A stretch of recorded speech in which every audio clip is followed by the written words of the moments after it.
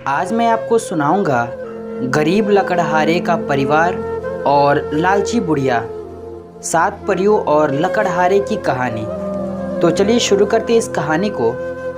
किसी गांव में एक लकड़हारा अपने परिवार के साथ रहता था। उसका नाम धनु था। धनु आसपास के जंगल से लकड़ियां काटकर बेचता और अपने परिवार का पेट पालता था।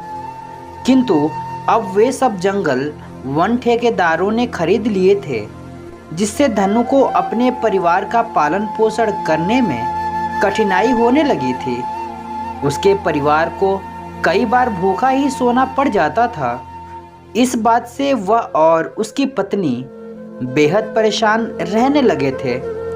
एक दिन धनु की पत्नी ने उससे कहा, ए जी, ऐसे तो हमारे बिल्कुल भूखे मरने के दिन आ जाएंगे। तुम कुछ और काम ही करना शुरू कर दो।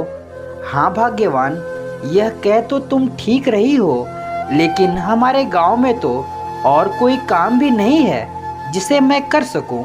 धनु ने बड़ी मासूमियत से अपनी पत्नी से कहा, मेरी समझ में एक बात आ रही है जी, कि तुम शहर चले जाओ, वहाँ तो कोई ना कोई काम अवश्य मिल जाएगा।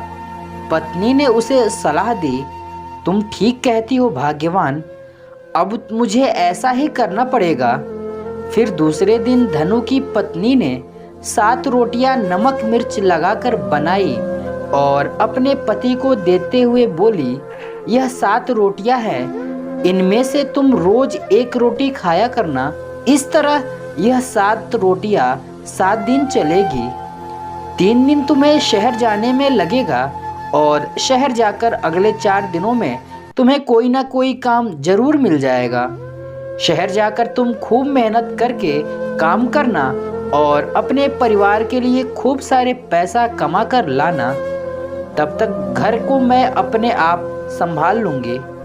तुम घर की तरफ से बिल्कुल चिंतित ना होना। ठीक है भाग्यवान, जैसी तुम्हारी मर्जी। यह कहकर धनु अपने पत्नी से रोटी लेकर शहर की ओर चल दिया। शहर जाने का रास्ता घने जंगल से होकर जाता था। घने जंगल को पार करते करते शाम को जब धनु थक कर चूर हो गया, तो वह एक घने वृक्ष के नीचे बैठ गया और रोटियां की पोटली खोलने से पहले अपने आप से बोला, यह 7 है, एक को आज खाऊंगा, आज मंगलवार है, एक को कल बुधवार को खाऊंगा, तीसरी को बृहस्पतिवार को खाऊंगा, चौथी को शुक्रवार को, 5वीं को शनिवार को, 6ठी को इतवार और 7वीं को सोमवार को खाऊंगा। इस प्रकार सब खत्म हो जाएंगे। भाग्यवश जिस वृक्ष के नीचे बैठा धनु यह बातें बोल रहा था, उसी वृक्ष पर 7 नन्ही नन्ही परियां विश्राम कर रही थी। उन्होंने जब लकड़हारे की बात सुनी तो वे डर गई और सोचने लगी, यह आदमी तो हमको खा जाएगा। वे वृक्ष से नीचे उतरी और हाथ जोड़कर धनु के सामने खड़ी हो गई। उनको अपने सामने खड़े होते हुए देखते ही धनु की आंखें आश्चर्य से फटी की फटी रह गई।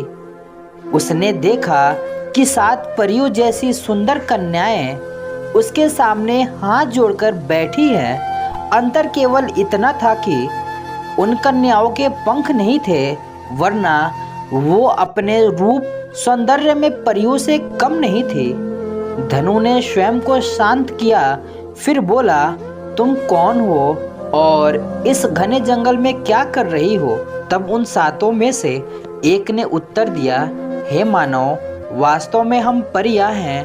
हमने इंद्रलोक में कुछ शैतानी कर दी थी, जिस कारण हमसे हमारे पंख छीन लिए गए और हमें 1 महीना पृथ्वी पर बिताने की सजा दी गई है।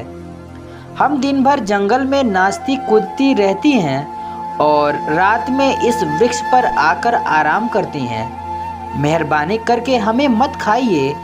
अगर आपको कोई कष्ट हो तो आप हमें बताओ, हम आपकी सहायता अवश्य करेंगे। उनकी बात सुनकर धनु पहले तो हैरान हो गया, फिर धीरे धीरे उनकी समझ में आ गया।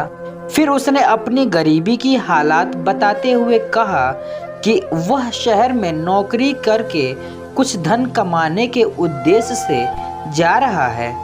धनु की गरीबी की हालत सुनकर उन्हें बहुत दुख हुआ। तब उस परी ने उसको पीतल की एक पतीली दी और कहा, हे मानव, तुम इस पतीली को लो और अपने घर लौट जाओ।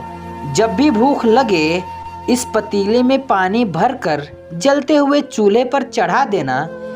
चढ़ाते हुए जो तुम खाना चाहते हो वही अपने मुंह से कह देना, तो पतीली में वही भोजन बनकर तैयार हो जाएगा।